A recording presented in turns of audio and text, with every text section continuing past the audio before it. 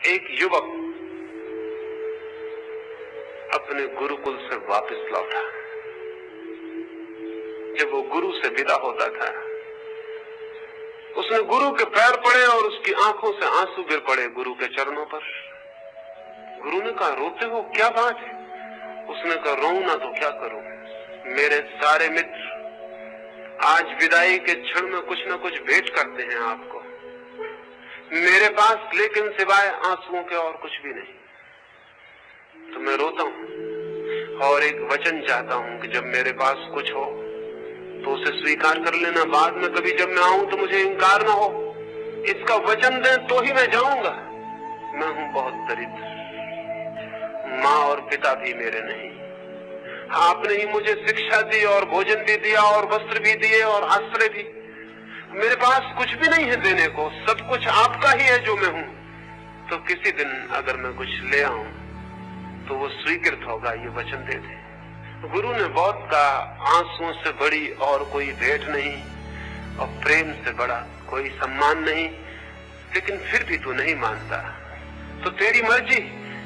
मेरे द्वार तेरे लिए हर चीज के लिए खुले हैं, तू कभी भी आ।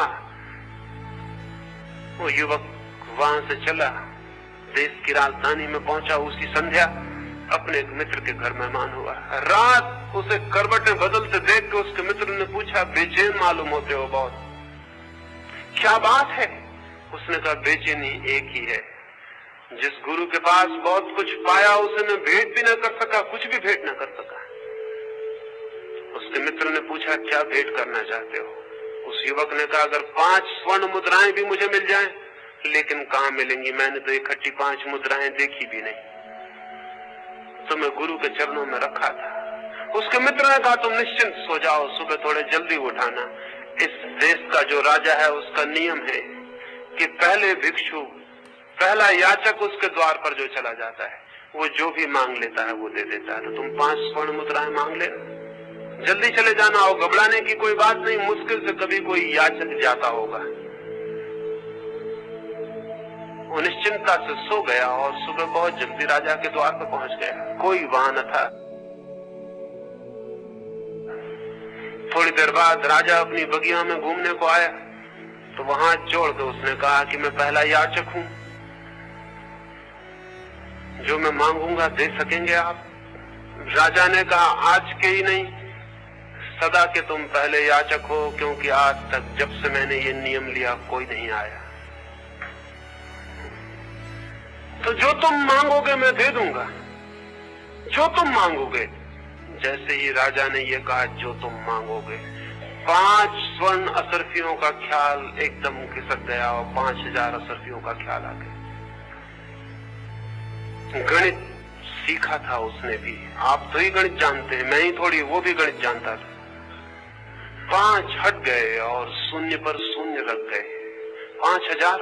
उसने सोचा, जब राजा कहता है जो मांगोगे, तो पागल हूं मैं जो 5 मांगू, 5000 क्यों नहीं? और फिर उसे लगा, पागल हूं मैं जो 5000 ही मांगू, 5 लाख क्यों नहीं? या कि 5 करोड़, या कि 5 अरब, या कि खरब।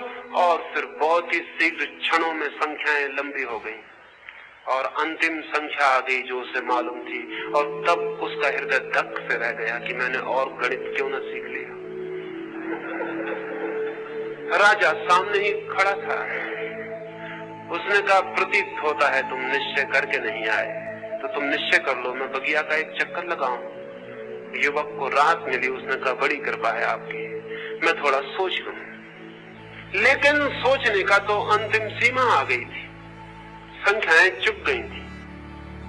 क्या सोचे, क्या करे? और बहुत पीड़ा मालूम होने लगी। राजा के पदचाप सुनाई पड़ने लगे। वो वापस लौटता है, उसके पदचाप बढ़ते चले जाते हैं और वो घबराया जा रहा है और मरा जा रहा है। 5 स्वर्ण असरफियां बहुत पहले छूट गई। गुरु बहुत न मालूम कहां खो गया। देने लेने की बात न रही, भेंट का कोई सवाल न था। सवाल था एक, राजा कहता है जो मांगोगे दे दूंगा। तो पीड़ा मन को सताने लगी। इस बात की खुशी नहीं कि बहुत कुछ मिल जाएगा, इस बात का दुख कि पता नहीं कितना पीछे छूट जाएगा। मांग तो लूंगा ये, लेकिन पता नहीं कितना पीछे छूट जाएगा और ये अवसर जीवन में दोबारा आए ना आए। है कि ना आएगा, क्योंकि राजा इस भेंट को देख के सचेत हो जाएगा और शायद वापस ले ले अपने नियम को। सोचा होगा एक गरीब सा लड़का है, 10-50 रुपए मांगेगा, कोई स्कॉलरशिप की बात कहेगा या कुछ और। राजा करीब आने लगा, तभी उसके सारे प्राण जैसे इकट्ठे हो गए और उसे ख्याल आया, मैं गलती में हूं, संख्या छोड़ दूं, मैं सीधा मांग लूं कि जो कुछ तुम्हारे पास है सब मुझे दे दो। संख्या की उलझन गड़बड़ है, पीछे पछतावा होगा। सब दे दो जो तुम्हारे पास है, हाँ 2 वस्त्र छोड़ दूं, जो वो पहने चला जाए। बाहर निकल जाओ 2 वस्त्र पहने हुए, दया है मेरी कि 2 वस्त्र छोड़ता हूं। ऐसे मन तो छोड़ने का नहीं होता, 2 वस्त्र भी कौन छोड़ना चाहता है। राजा सामने आया तो वो निर्णित था। उसने कहा फिर से कह दें कि जो मैं मांगूंगा देंगे। राजा ने कहा मैंने, तुम चिंता क्यों करते हो, बोलो। उस युवक ने कहा तब जो आप वस्त्र पहने उन्हें पहने बाहर निकल जाएं, और जो आपका है सब मेरा हुआ। सोचा था राजा घबराएगा, पता नहीं हृदय का दौरा आ जाए, हार्ट अटैक हो जाए या क्या हो जाए, लेकिन राजा घबराया नहीं। बात उल्टी हो गई, घबराया युवक ही, क्योंकि राजा ने आकाश की तरफ हाथ जोड़े और कहा हे परमात्मा, जिस आदमी की मैं प्रतीक्षा करता था वो आ गया। और राजा ने कहा मेरे बेटे,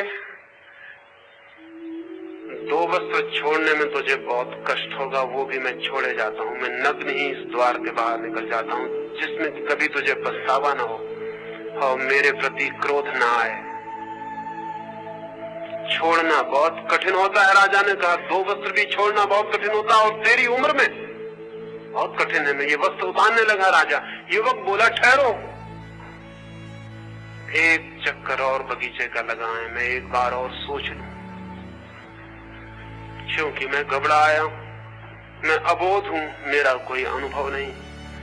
और आपकी छोड़ने की इतनी राजी, इतनी मर्जी, इतनी स्वेच्छा, इतना आनंद, तो मैं डर गया, क्योंकि जो इतना बड़ा राज्य इतनी खुशी से छोड़कर भगवान को धन्यवाद देके जाता है, निश्चित ही इस सब में उसने कुछ भी न पाया होगा। जब वो अपने जीवन को व्यर्थ कर लिया आपने, और आप बूढ़े हो आए और आपके सारे केस शुभ्र हो गए और आपके चेहरे पे झुर्रियां आ गई और जीवन आपसे विदा हो गया, और आप इस सब के बीच कुछ न पा सके, तो क्षमा करें, अभी मेरे पास जीवन है, मैं वहां खोजूं जहां कुछ मिल सकता है। क्षमा करें, एक दफा और घूमा है, मैं सोच लूं। राजा ने कहा सोचोगे तो मुश्किल में पड़ जाओगे, सोचने वाले हमेशा मुश्किल में पड़ जाते। और फिर जीवन पड़ा है, सोचते रहना। मैंने भी तो जीवन भर सोचा तब जाना। रुको, जल्दी क्या है, जल्दी हो तो मुझे होनी चाहिए, संभालो इसे, जल्दी मैं जाऊं। लेकिन युवक राजी नहीं हुआ और राजा को दूसरा चक्कर लगाने जाना पड़ा। और जैसा कि राजा को ज्ञात था वही हुआ, लौटकर युवक वहां नहीं था।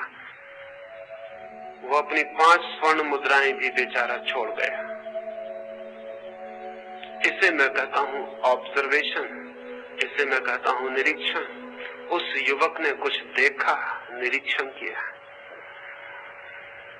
उसके पास आंख थी, वो राजा के आर पार देख गया, राजा की सारी संपत्ति के आर पार देख गया। उसे दिखाई पड़ गया एक आदमी के लिए जो व्यर्थ हो गया, वो हर एक के लिए व्यर्थ है। आदमी और आदमी में भेद नहीं, मन और मन में अंतर नहीं, और एक आदमी सब आदमी की कथा है। लेकिन हम सब इस भ्रम में होते हैं कि मैं हूं एक्सेप्शन, मैं हूं अपवाद, मैं बात ही और हूं, बाकी सब और होंगे। इसलिए हर आदमी ये सोच के कि मैं अपवाद हूं सोचता है। निरीक्षण करने की क्या जरूरत है, मैं जीऊं अपने ढंग से। नहीं, कोई मनुष्य अपवाद नहीं है। मनुष्य की कथा एक है, मनुष्य के चित्त की कथा अलग अलग नहीं,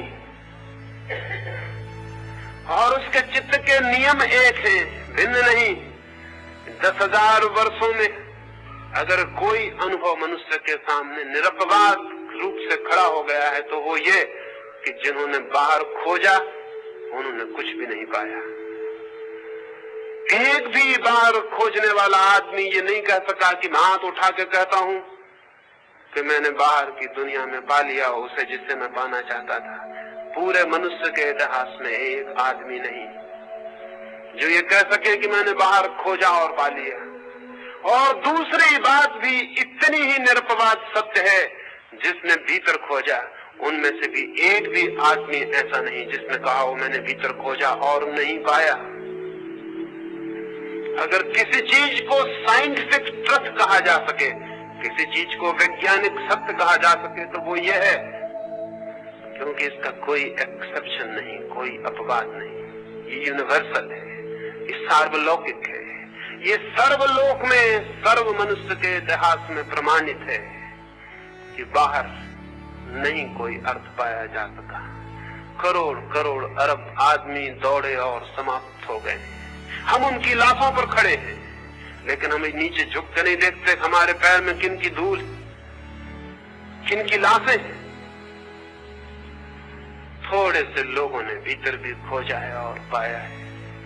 वे थोड़े से लोग ही सुगंध की तरह, प्रकाश की तरह, वे थोड़े से लोग ही उस सुबास की तरह, उस संगीत की तरह जो कभी कभी हमारे कानों में पड़ जाता है और कोई याद जगा देता है, कोई स्मृति और एक ख्याल और एक धुन पैदा हो जाती। हम भी खोजें।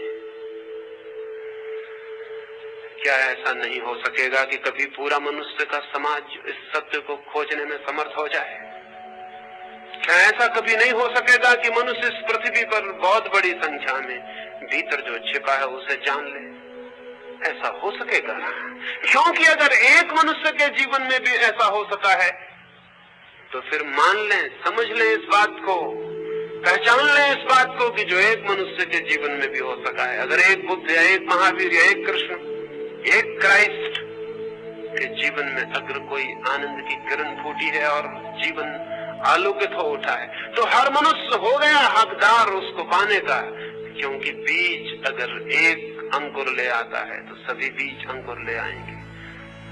अगर एक मनुष्य के भीतर ऐसी परमात्मा की सुगंध उठाती है तो हर मनुष्य की संभावना हो गई, ये पोटेंशियलिटी हो गई, उसके भीतर भी ये संभावना प्रकट हो सकती है। हो सकता है किसी दिन जमीन पर ऐसा दिन, ऐसा लोक कि बहुत अधिक लोगों के जीवन संगीत और प्रेम और प्रकाश से भर जाएं। धर्म के द्वारा ये होगा, धर्मों के द्वारा नहीं, रिलीजन्स के द्वारा नहीं, रिलीजन के द्वारा, धर्म के द्वारा, धर्मों के द्वारा नहीं। और ये भीड़ धर्मों की तो बाधा बनी है, ये विदा हो जानी चाहिए। हिंदू, मुसलमान, ईसाई और जैन बड़ी अगलीनेस के सबूत हैं, बड़ी कुरूपताओं के। मनुष्य को तोड़ने की दीवारें यही है, मनुष्य के बीच के फासले यही हैं।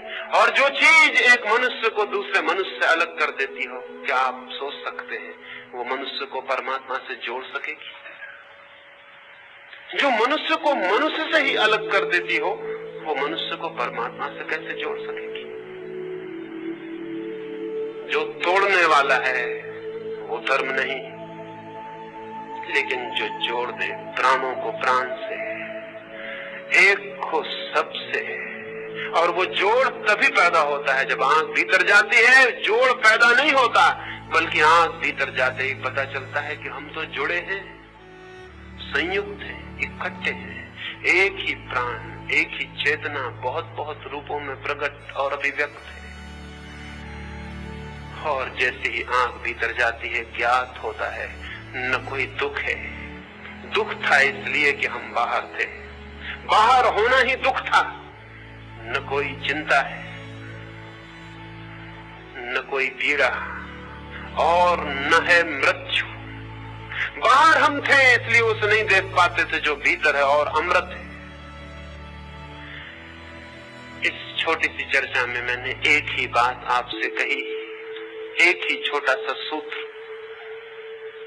देखें आंख खोल के जीवन को, निरीक्षण करें तो बाहर की व्यर्थता दिखाई पड़ सकती है, और बाहर की व्यर्थता दिखाई पड़ा है तो भीतर की सार्थकता पर तत्क्षण आंख पहुंच जाती है। और जिसकी भीतर की सार्थकता पर आंख पहुंच गई, वो कोई बाहर की दुनिया को जानने वाला नहीं बन जाता है, बल्कि वही बाहर की दुनिया के लिए भी आनंद का, सुवास का स्रोत हो जाता है। वो कोई बाहर को दुनिया का मिटाने वाला और उजाड़ने वाला नहीं होता, बल्कि वही आधार बन जाता है बाहर की दुनिया के लिए भी।